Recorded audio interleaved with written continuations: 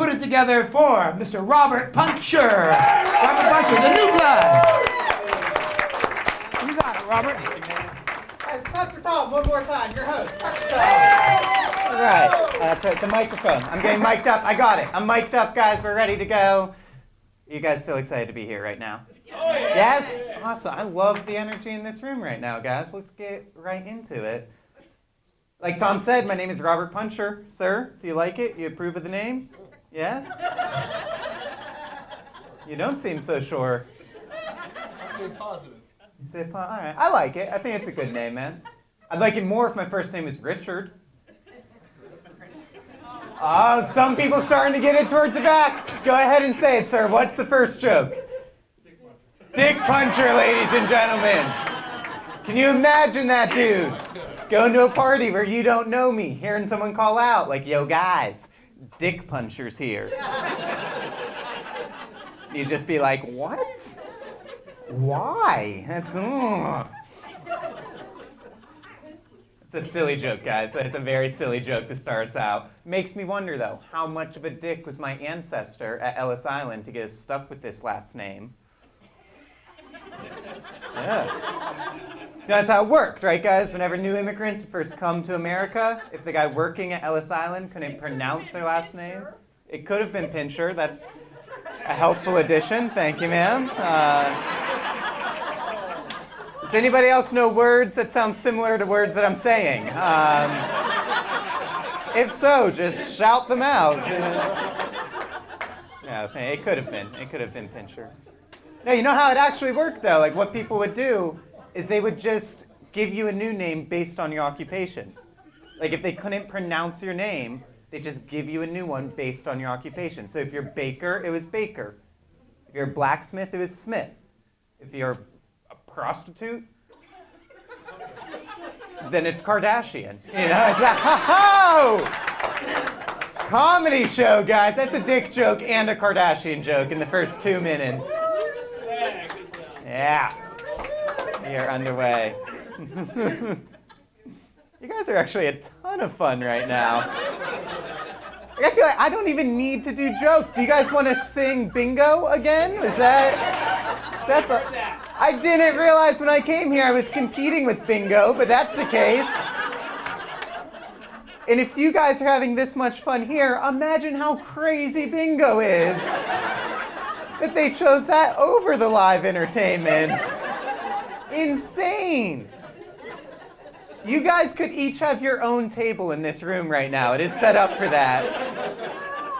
Like, I don't even need to tell jokes. I will just tickle this man if that's what you want. Sir, you put on your best Walmart polo for this. Thank you.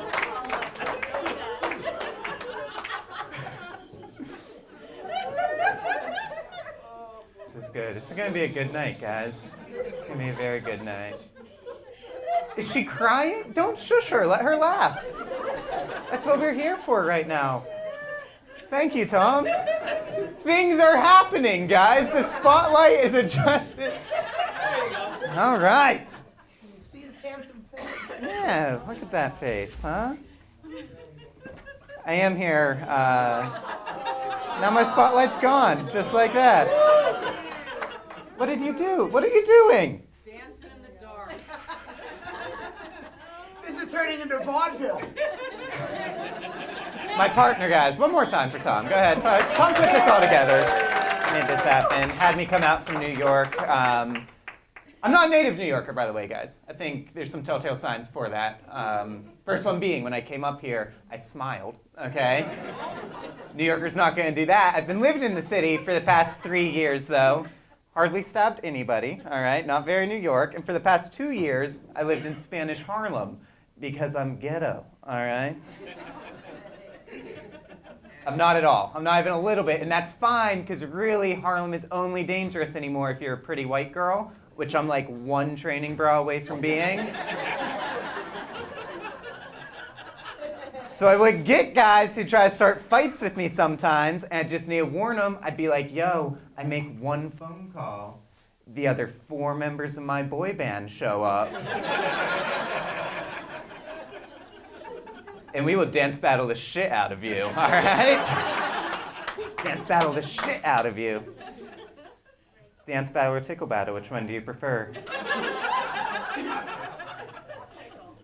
Tickle. He's going with the tickle, guys. Listen, that joke was designed to make you feel uncomfortable, and you flipped it on me, man. You're like, I want it. Bring it on. Coochie coochie my coo, motherfucker. I want the tickle. What a weird, strange night this is going to be. You have no idea. I do have no idea, partner in the front row. That's good. I'm not gay, by the way. I'm going to throw that out into the room now. I want to put that out there. Am I sure? Thank you for asking that. I know the tickling has come up a few times. But here's the thing. I do like to say that when I go to shows because I know what I look like, and it's like I'm not gay, but my face is. All right?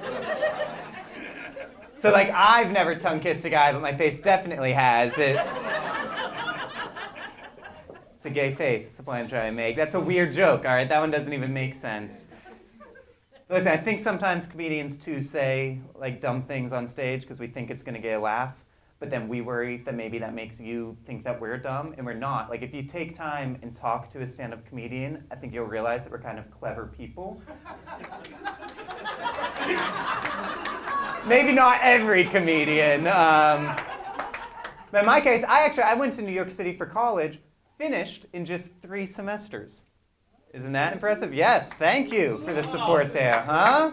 Takes most people 4 years, did it in a year and a half. Did not graduate. I just stopped going to that, all right? And I do this now, guys. I perform comedy for 35 people in the Eagles Club. Solid life choices. Bingo! And you know what? It's so much fun. This is the best. I told you I'm not originally from New York. I'm actually from Pennsylvania, guys. I'm also from Pennsylvania, from home state. From the other side, called Butler, Pennsylvania. Does anyone here know Butler? Yes? People know Butler in the back? You do, sir? There's a 90% chance I'm related to you guys. All right, that's... Like, this is just a family reunion for me right now. This looks like a lineup of who my cousins could be. We do West Virginia and Ohio as well. Do you just have that entire picture for yourself? Like, I thought I was having fun tonight. She is having the best time of anybody. That's great. You do West Virginia. That's cool. You knew knew Butler, though, right? Maybe. Not you. You just like talking. You knew Butler in the back. We're not related. We are, though. The West Virginia thing, I'm sure you're related in some way. That's not going to stop you, is it? From enjoying your night. All right. You knew Butler back then. I'm getting so distracted and sidetracked. Yeah, I'd walk out at this point, too. Just go play bingo. Get a beer for that table over there. Higher benches, run. Yeah. All right, Butler, Pennsylvania. Let's talk about Butler, guys. We'll talk about that a little bit. You knew it back there. I don't always expect people to know Butler because it is a very, very small town, very tiny town. The only town in America where I've ever seen a gun shop and a daycare center run out of the same church. All right? Yeah, but that's how the town works. They're little, they have to multitask. The last time I went home to Butler, Pennsylvania, guys, I drove back to my little hometown, and I knew I was entering Butler, PA when I drove past the yard that had 2 handwritten signs in it. The first one said, "Free dirt." And the second one said, "Manure for sale." You got that, guys? Free dirt and manure for sale. Free dirt and manure for sale. I'm going to do it one more time. Free dirt. There you go. And manure for sale. And that's how they get you guys. All right, they lure you in with the free dirt, and then next thing you know, you're buying shit you don't even need. It's the old Butler hustle, all right? Don't fall for it. Yeah! this half of the room, that warranted an applause break. This half, not so much. Go back to saying words that sound like other words. That was fun. I like Butler, though. I like Butler. I like Pennsylvania. I like being back in Pennsylvania. I'm so excited just to drive back here and just see nature. I don't care if it's a dead deer on the side of the road. That's an ecosystem, guys. That's nature. I'm back. I like growing up in Butler. Broke a lot of bones growing up in Butler, Pennsylvania. Broke a lot of bones as a kid, actually. Most of them belong to my good friend Colin. You guys didn't love that one. You know who else doesn't like that joke? Colin. Yeah. Colin. I do, though. Colin Blackburn was his name. He's this pudgy redhead kid that I grew up with. His mom... You'll just laugh at pudgy redhead. I don't even need the jokes. I'll just give you descriptions, adjectives. Plump. Moist. I'm killing with adjectives. You know what you would love? A Mad Lib. That would be the best time. All right, we're going to jump ahead. We're going to jump ahead to this because I want to get this in here because I feel like we have hunters in the room tonight. Are there any hunters here? No! Are there no hunters here? Kind of. They're all playing bingo. They're all playing bingo. They're hunting for 075. You have potential, sir. All right? Because that was a great tag. I expected there to be hunters in this town. Listen, because there's not hunters in New York City, so I can't really do this material. Well, there's a few hunters, but it's not for deer, all right? It's in the Bronx, and it's for me, and that's different. And you have everything there. But in Butler, they were hunters, all right? They were hunters, and I don't have a huge problem with it. But what I didn't like is that they referred to themselves as sportsmen. And I don't like that because, in my opinion, hunting is not a sport. It is a waste of time.